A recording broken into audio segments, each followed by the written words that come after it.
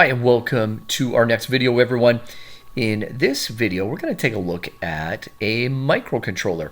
There's many different manufacturers of microcontrollers, but they all basically perform the same function. Basically, it's a miniature computer. If we take a look at this one here, this is called the Arduino UNO microcontroller. And it has a number of things, such as a microcontroller chip, which includes the CPU. There is some RAM and there is some ROM.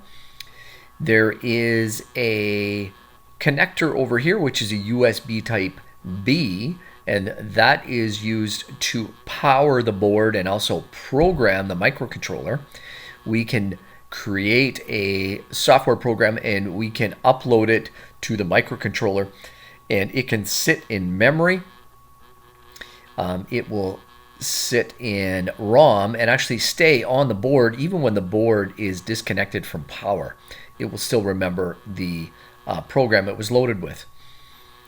The board has a number of ports, and these ports we can connect wires to do different things.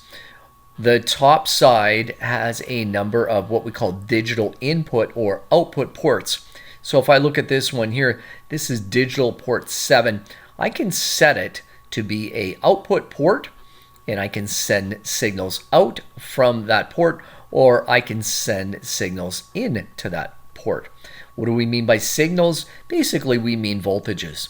So we're going to send in maybe a voltage of 0 volts or 5 volts into there, and we'll talk more about that later. In the bottom part of the board over here, we have what we call analog inputs, and these can accept voltages from 0 to 5 volts. So I could input a 1 volt signal to this port A1, or I could put a 3 volt signal into port A2, so I can send in voltages into my Arduino UNO. Over here, I've got some different things like a 5 volt out. So if I need to power a circuit, I can actually do that with this 5 volt out.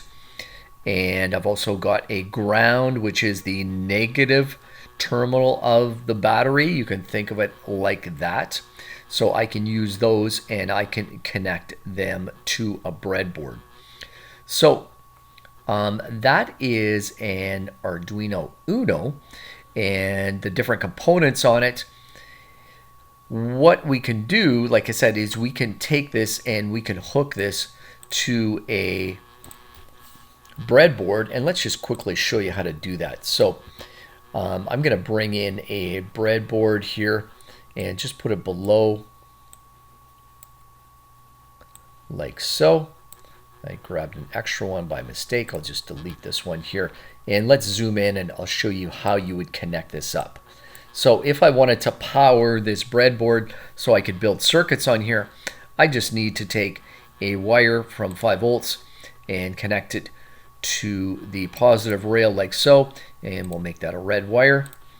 And we'll just shift it over so our wires are nice and straight.